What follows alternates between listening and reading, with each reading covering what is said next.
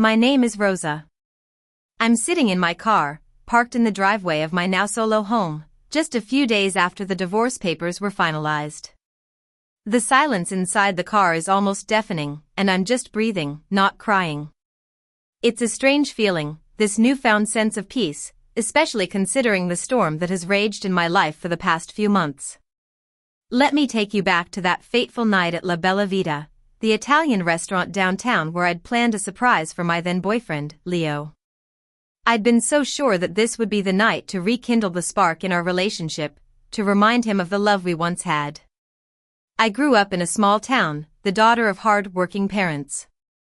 My father was a mechanic, a man of few words but with a heart of gold. He taught me the value of hard work and loyalty. My mother was a school teacher, kind and nurturing, who instilled in me a sense of compassion and responsibility. They had a stable, loving marriage, and I always hoped to find the same kind of love. Leo, on the other hand, came from a wealthy family. His father was a successful businessman, and his mother was a socialite. They were always on the go, chasing the next big thing, and I think that influenced Leo's view of life and love. For years, I'd been the one keeping our relationship together. I paid the bills on time, remembered the little things, and always asked how his day was, even when mine was a mess. I thought that's what love was about, quiet, consistent effort. But Leo started to complain. "You never do anything romantic anymore," he'd say, his words like a cold knife in my heart. At first, I defended myself. I told him all the things I did for him, for us. But then, I started to apologize. And without even realizing it, I began to believe him. Our routine had become just that, a routine. Dinner, TV, bed. It was comfortable, but maybe too comfortable. So, when he said it again in early September, something in me snapped. I decided to plan a surprise that would show him how much I still cared. La Bella Vita was the place where we'd had our first date. It was a cozy little place with checkered tablecloths, candlelight, and wine bottles lining the walls. Leo always joked about it, but I could tell he had fond memories of that night. I called the owner, Giovanni. His voice was deep and warm. "La Bella Vita, this is Giovanni," he said. I was so nervous, I almost laughed. "Hi, Giovanni. This might sound strange, but do you remember a couple who came in about 12 years ago? A guy named Leo and a woman named Rosa?" There was a pause, and then he said, "Ah, the young couple in the corner booth. You were so nervous, and he ordered way too much food." I smiled like a fool in my empty office. "That's us," I whispered. I told Giovanni everything. How Leo said I wasn't romantic anymore, and how I wanted to recreate that first night. He was more than willing to help. "We still have that same wine, and the bruschetta he loved so much," he said. I was overjoyed. And then he asked about the song. I froze because I'd forgotten there'd even been a song. But Giovanni didn't forget. He hummed softly into the phone, and then he said, "It was Moon River. It played when he kissed you outside." My throat tightened. "Yes, that's the one," I breathed. "I'll make sure it plays at 8, Giovanni promised. I spent the next month planning in secret. I bought Leo a new leather jacket, the kind he'd always wanted but never bought for himself. I left it on the bed on the morning of October 20th, with a note folded under the collar. "Wear this tonight. Be ready at 7:30. Trust me," it said. That day, I left work early to get ready. I curled my hair and put on the red dress that Leo used to love. It made me feel beautiful, like the best version of myself. At 7:15, I went to find him. The bedroom was empty. The jacket was still on the bed, untouched, and the note was just sitting there, as if it meant nothing. And his car was gone. My mind tried to protect me at first. Maybe he ran out for something. Maybe he was playing a prank. But when I called him, it went to voicemail. I texted him, "Where are you? We have plans tonight." 20 minutes later, his reply came. Something came up. Going to be late. Don't wait up. My stomach dropped like a stone. I texted Giovanni. We might be a little late. He replied instantly, no problem. I'll hold the table. I stared at the jacket for a long time, and then I decided to go to La Bella Vita alone. I clung to the hope that he'd show up, that he'd walk in and his face would light up, and we'd laugh about this misunderstanding. I arrived at 8:05. Giovanni greeted me with a big smile, but it faltered when he saw I was alone. Rosa, he said softly, leading me to the corner booth. The candle was already lit, the wine was poured, and everything was perfect, except for the person it was meant for. I sat down and texted Leo again. I'm at La Bella Vita, the place we met. Please come. No response. Giovanni brought the bruschetta, just like our first date. I picked at it, checking my phone every 30 seconds, trying to hold back the tears. At 8:30, the front door opened. Leo walked in, but he wasn't alone. He was holding hands with a woman. She was tall, elegant, wearing a white fur coat that made her look like she belonged in a different world. Leo was smiling at her, a smile I hadn't seen in months. They didn't see me at first. They stood near the entrance, waiting to be seated. I saw everything. The way her fingers were intertwined with his, the way she touched his arm like she had every right to. Giovanni saw them too. I watched his face go pale as he glanced at me. I shook my head slightly. Don't say anything. Then Leo's eyes swept the restaurant and landed on me. His face went white for a moment. Nobody moved.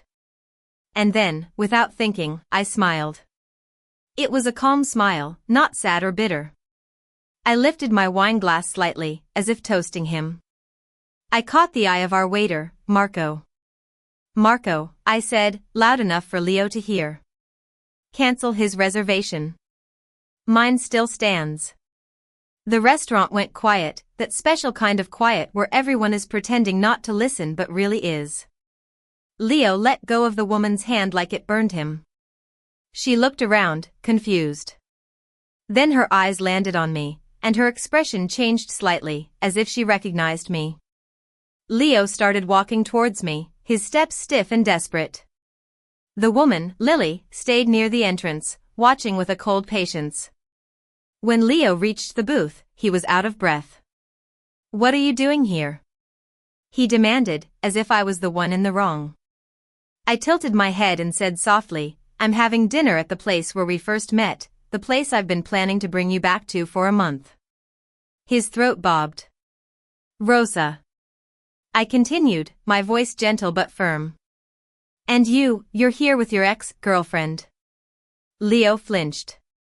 Lily's eyes narrowed from across the room. I looked into Leo's eyes and asked, how long? His mouth opened and closed. He hesitated, and that hesitation told me everything. I repeated, how long? His shoulders sagged. 3 months, he said, barely above a whisper. I laughed, not because it was funny, but because I needed to release the pain. When you told me I wasn't romantic anymore, you were already sleeping with her, I said. Lily stiffened, and Leo winced. He reached for my hand, but I pulled it back. Please, let's go outside, he whispered. I looked around. The couple at the next table had stopped eating, and Marco was standing near the kitchen, pale and frozen. Why not? You brought her here, I said. Lily stepped forward. She was closer than I expected. You planned this? She asked. Yes, for him, I replied. Her lips parted slightly, and a look of surprise crossed her face. Leo turned to her. Lily, just give us a minute. But she didn't move. I think I deserve to understand what's happening, she said. I met her gaze. So do I. Leo rubbed his face. This isn't what it looks like. I raised an eyebrow. You walked into the restaurant where we met, holding hands with your ex. If this isn't what it looks like, I'd love to hear the explanation. Lily's eyes snapped to Leo. You said you were basically separated. Leo stiffened. We are, he said. I smiled. News to me. Lily turned to him. What does that mean? I answered before he could.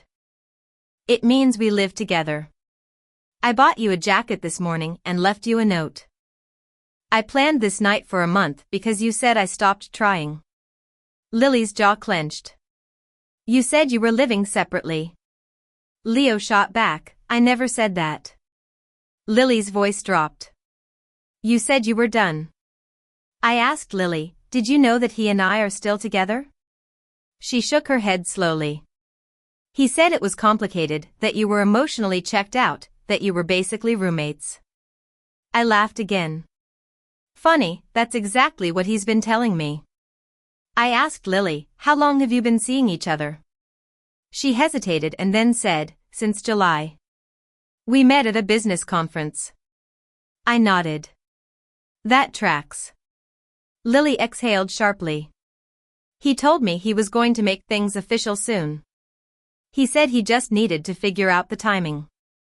I didn't answer. Leo stepped closer to the booth. Rosa, I was going to tell you. When? I asked. After tonight, he said. Marco appeared at my elbow.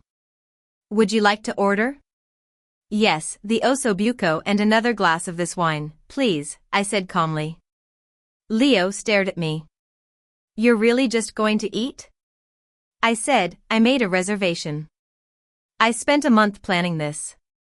I'm not letting your affair ruin my night. I gestured to the empty seat across from me. You're welcome to join me, I said. Lily scoffed. I'm not sitting down. She looked at Leo. You told me you loved me. I do, he said automatically. I leaned forward. Do you? You love how I made your life stable while you went looking for excitement. Lily flinched, and Leo's voice cracked. I felt invisible, he said. So, you made me disappear instead, I replied. Lily backed away a step. I didn't know, she said, defensively. He told me you were cold, that you didn't care anymore. I said, cutting into my meat, I cared enough to plan this. What did he plan for you tonight? She looked at Leo, and when he didn't answer, she laughed bitterly. She turned to me. I'm sorry you found out like this. Me too, I said honestly. She hesitated and then said, for what it's worth, this is messed up. Then she walked out, leaving Leo standing there, looking hollow. He sank into the booth across from me. Please, let me explain, he said. Go ahead, I said, chewing slowly. I felt alone. You were always working, always tired. I didn't feel seen, he started. When did it start? I asked. July, he whispered. I said, so instead of talking to me, you started a second life. He nodded, tears in his eyes. I made a mistake. I corrected him. You made choices. I set my fork down. Here's what's going to happen. You're not coming home tonight. You can stay with your sister, in a hotel, anywhere, but not our house. His head snapped up. What? I said, you broke it on purpose. He reached for me again, but I stood up. Go, before Giovanni has to ask you to leave. He stared at me for a long time, hoping I'd change my mind. But I didn't. He left, and I sat back down. A woman at a nearby table gave me a small nod, and another raised her glass slightly. I finished my dinner, and instead of feeling devastated, I felt a strange sense of relief. When I got home, the house was quiet. The lights were off, and Leo's shoes weren't by the door. The jacket I'd bought him was still on the bed, the note untouched. I picked it up, felt the weight of the leather, and then dropped it into the trash. That's when I decided to take matters into my own hands. I found Leo's laptop, which was open and unlocked. I knew it was private, but after what I'd just seen, I didn't care. I started reading his emails. I found emails to his sister, Ava. The subject line of one said, "I think I'm going to leave her." In it, he wrote that Lily made him feel alive again and that he just needed to figure out the timing. I also saw the bank notifications. Small transfers, $200, $300, $150, adding up to over $4,000. He'd opened a separate account in August. I took screenshots of everything and emailed them to myself. I called my sister, Mia. She answered on the third ring. "It's late. Someone better be dead," she said. "My relationship is," I replied. She listened as I told her everything. When I finished, she said, "Okay. First, are you safe?" "Yes." "Second, are there kids involved?" "No." "Good. Here's what you're going to do. Tomorrow morning, go to the bank and move half of the joint accounts into a new account in your name. Document everything he transferred. Print the emails and save the screenshots in 3 places. I'll send you names of local attorneys. And don't let him convince you to reconcile before you protect yourself." That night, Leo came home. He walked into the bedroom and saw me sitting on the bed, fully dressed. "We need to talk," he said. "We really don't," I replied. He rushed forward. "I ended it with Lily. I called her tonight. It's over. I want to fix this." I stood up. "There is no us. There hasn't been for 3 months." His face crumpled. I said, "I saw the emails, Leo. The ones to Ava, the bank account, the timing." His face went white. "You went through my personal." I cut him off. "Don't you dare make this about privacy." He started crying. "I can explain." "I don't want explanations. I want you gone," I said. "This is my house too," he said. "No, it's mostly mine. I put down the down payment before we ever met, and I've paid most of the mortgage," I replied. "I'm filing for divorce on Monday," I said. He shook his head in disbelief. "You can't do this. You should have thought about that before you planned your exit," I said. I grabbed a duffel bag and tossed it at him. "Pack enough for a week." It took him 40 minutes of apologies and bargaining, but I ignored it all. When he left, I locked the door behind him and changed all the passwords. On Monday, I went to a law office. I met with attorney Sarah Thompson.